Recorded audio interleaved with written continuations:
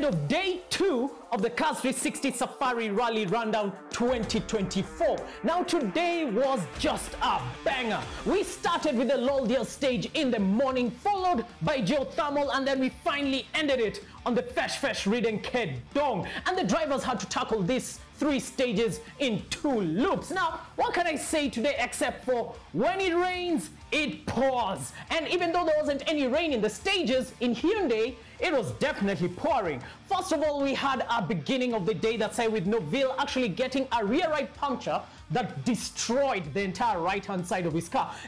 Actually lost him some bit of time in the stages, which meant that from the highs of yesterday, when he was leading the rally, position 1, him at the first position, and Esapeka Lapi in P2, today he lost all of that. Instead, we had many more issues for Hyundai, something we hadn't anticipated, but we sort of suspected. Followed by, obviously, Noville's puncture, we also had Esapeka Lapi's Hyundai seizing the gearbox. Either it was a seize or a complete explosion of it, but at the end of the day, the gearbox failed, and it caused his car to go into front-wheel drive before completely not driving the car. So that was just a disappointment, and it didn't stop there. In the second loop on the geothermal stage, we actually had Oitanak's car hitting a rock and completely getting it out of commission. The front right tire or the front right wheel just looking out of sorts, and that was it. That was the end of the day for the Hyundais. We are only left with Noville to try and salvage at least a good result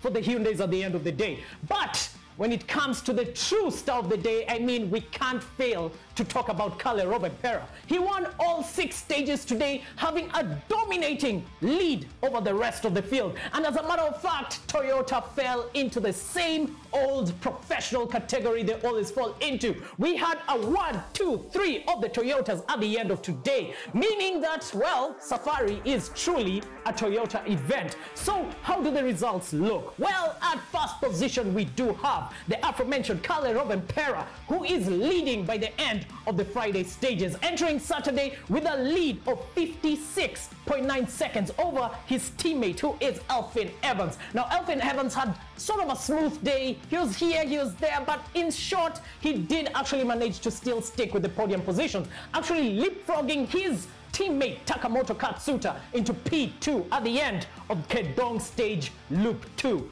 P3, we have Takamoto Katsuta, obviously of Toyota, who is 1 minute behind of Kalle Rovanperä. In P4, we have Terry Noville of Hyundai following up. P5, we have Adrian Fourmeau of M Sport following up with his best position. That is actually a good position for Adrian Fourmeau to actually finish in the Safari. If he can keep this position, then M Sport does have a good car to run the year with. P6, we have Gregor Munster with his first running of the Rally 1 cars actually behaving. In P7, we actually have a Rally 2 car of Gus Greensmith driving spectacularly today. Consistency is the game in Safari. It's not always the pace. You have to be consistent.